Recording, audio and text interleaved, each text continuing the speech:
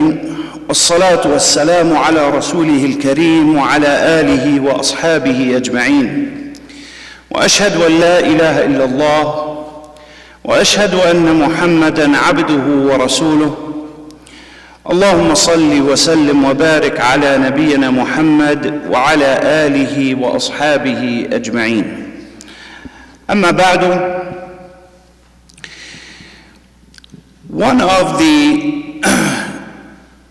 names of Allah subhanahu wa ta'ala which every single Muslim knows. As a matter of fact, you have to know this name of Allah in order to become Muslim. And this is the first name we learn of Allah subhanahu wa ta'ala. It's His most unique name of the names that we have been taught. Now notice I say of the names that we have been taught. How many names does Allah subhanahu wa ta'ala have? Somebody say something. How many names does Allah subhanahu wa ta'ala have?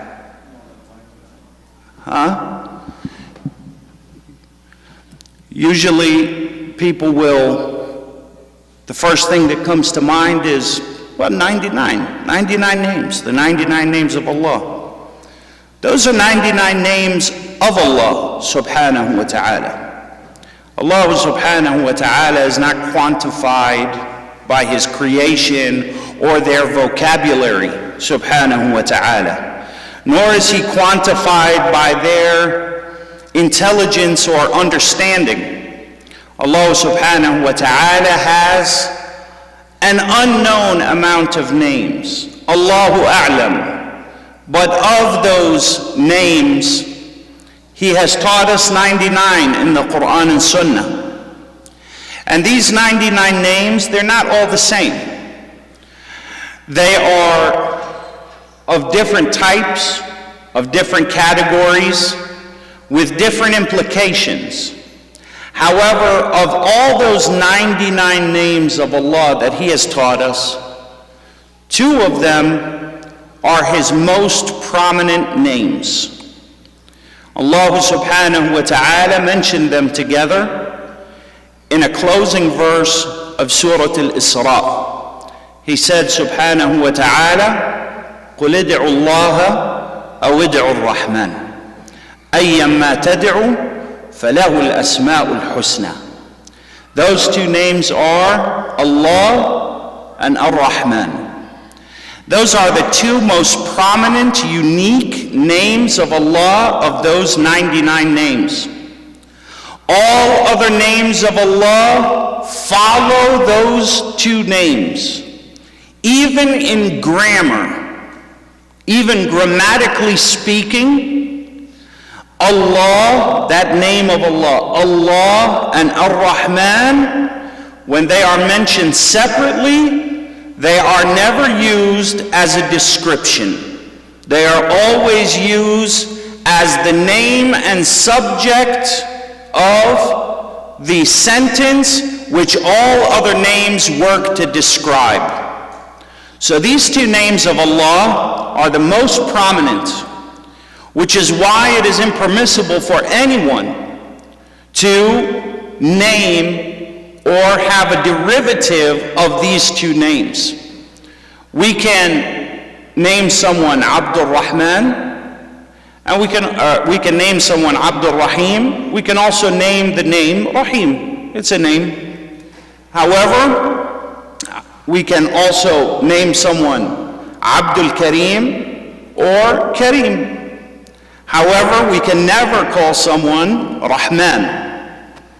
And we can never derive from the name Allah any other name for anyone or anything else.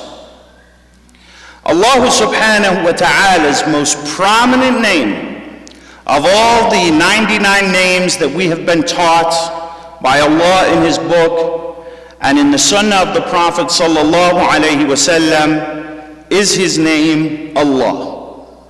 Is His name Allah.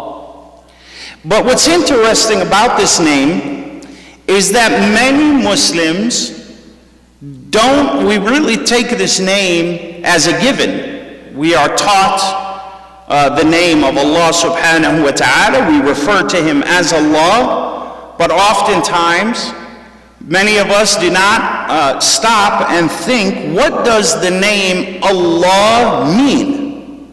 What is the meaning of this name? What is its etymology? Where is it from? What are its implications?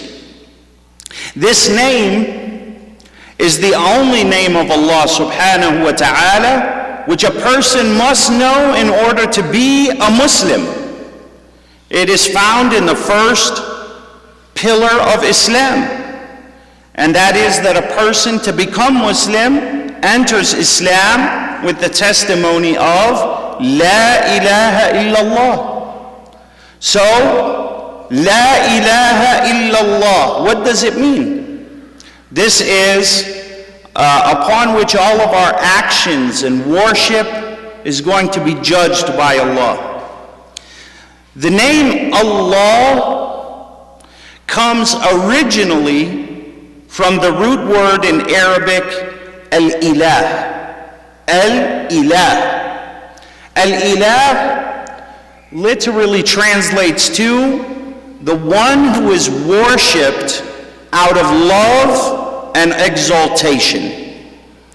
الفرق في لغة العرب بين الإله والمعبود. إذا أردنا أن نذكر ما معنى الإله في لغة العرب نقول المعبود. هذا تفسير تقريبي لكنه ليس تفسيرا تاما، مثل ما يقول الإنسان ما هو الريب؟ الريب هو الشك.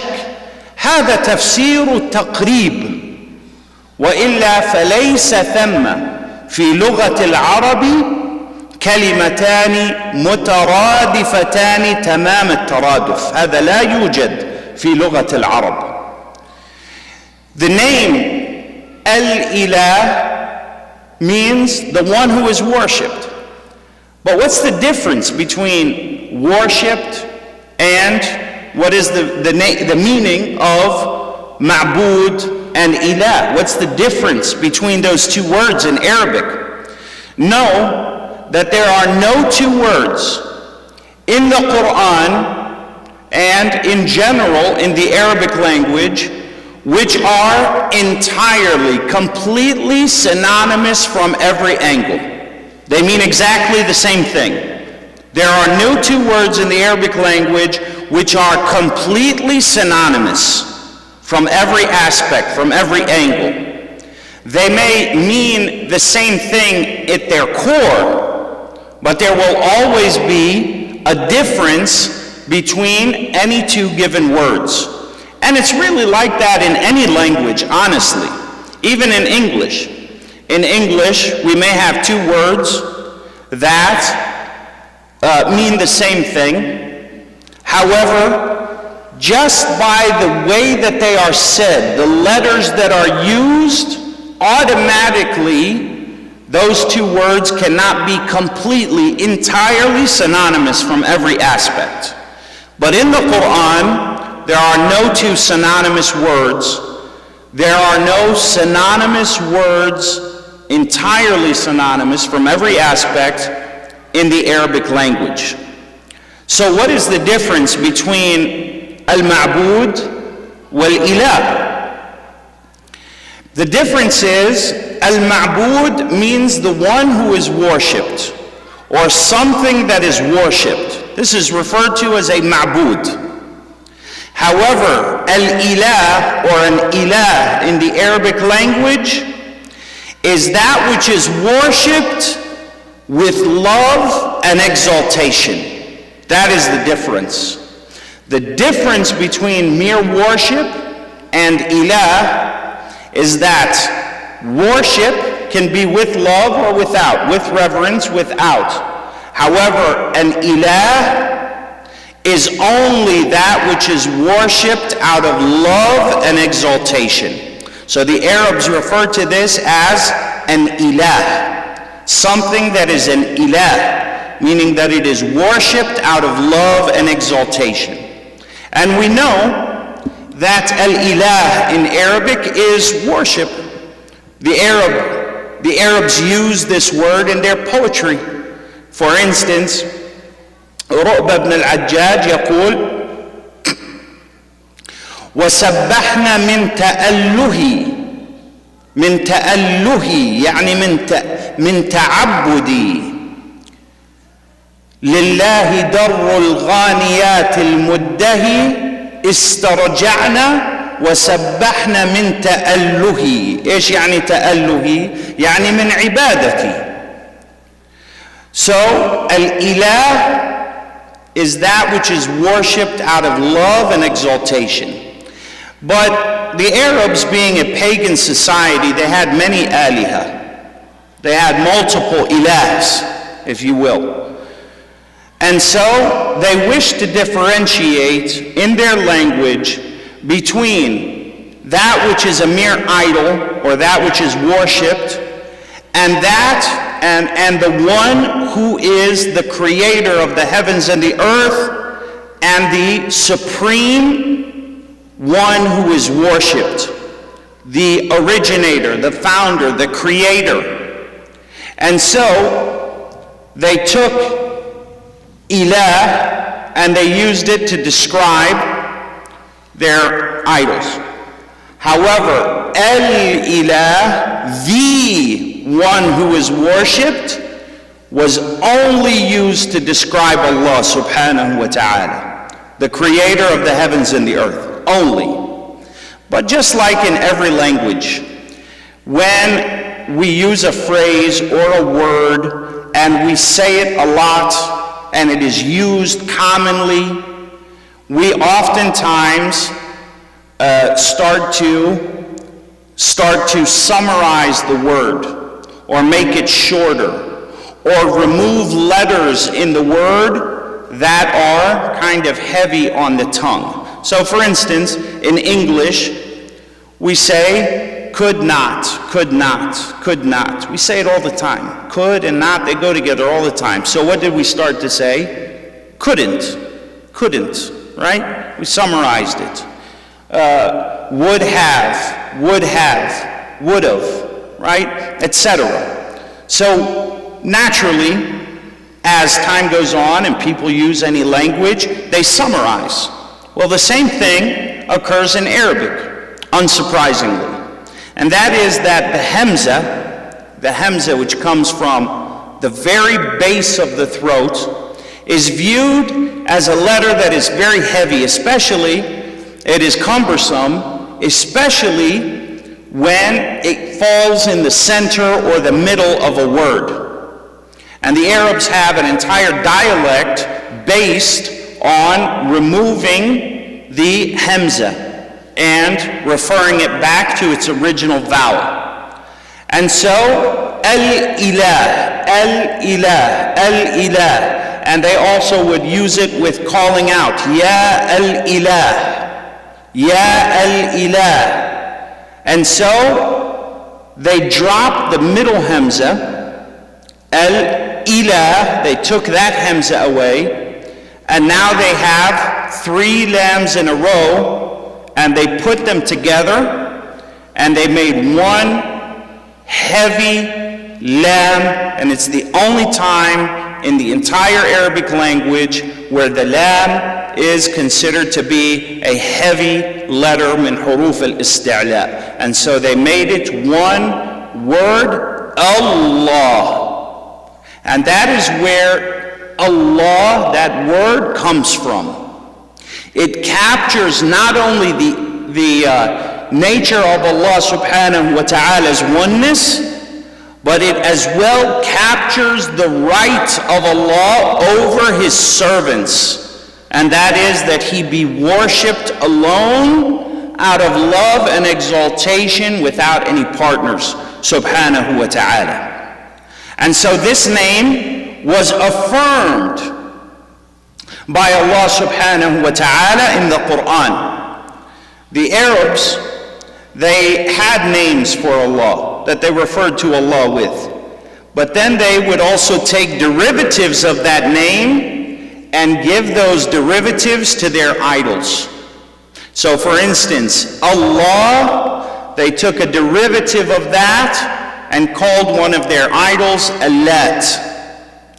They had Al-Aziz, and they took a derivative of that and called another of their idols Al-Uzza. They had Al-Mannan, and they took a derivative of that and referred to another of their idols as Manat. Not only a derivative, but in the feminine and in the female, which is something that Allah subhanahu wa ta'ala refuted throughout the pages and throughout the verses of the Quran. So having understood where this word Allah comes from, now we understand in a more deeping, meaningful way the testimony that our prayer will not be accepted without, that our fasting will not be accepted without, that our zakah will not be accepted without, that our hajj will not be accepted without, even putting our life down will not be accepted without, and that is the testimony of La ilaha illallah. La ilaha, meaning none is rightfully worshipped out of love and exaltation except for Allah. That word which the Arabs used, which inherently does not accept masculine or feminine, that inherently transcends all other descriptions found in the rich language of the Arabic language. So we see that the Arabs subconsciously, in the way that they spoke, and being that the Arabic language is a Semitic language, it is an original language from which all other languages are derived. It's one of the original languages. We see that it is by design that the name Allah is only appropriate for one, subhanahu wa ta'ala. And no feminine can be taken of it. There's no feminine variant of it, even though Arabic, everything is female or male, except for this word. There's no way to make it female.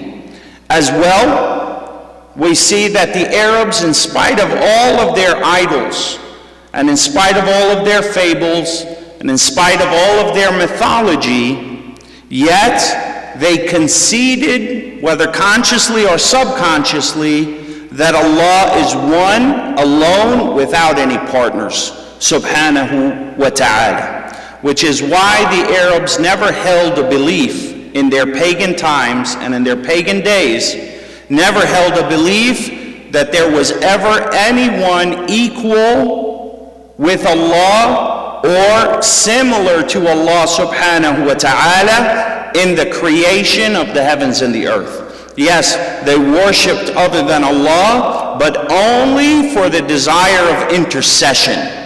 That if I get on the good side of this saint will put a good word in for me with Allah. That was the idea behind the worship of their idols. And they would even say this in their talbiyah, like we make for Hajj. They would say, Labbaik Allahumma labbaik, لبيك لا شريك لك إلا شريكا ملكته وما ملك.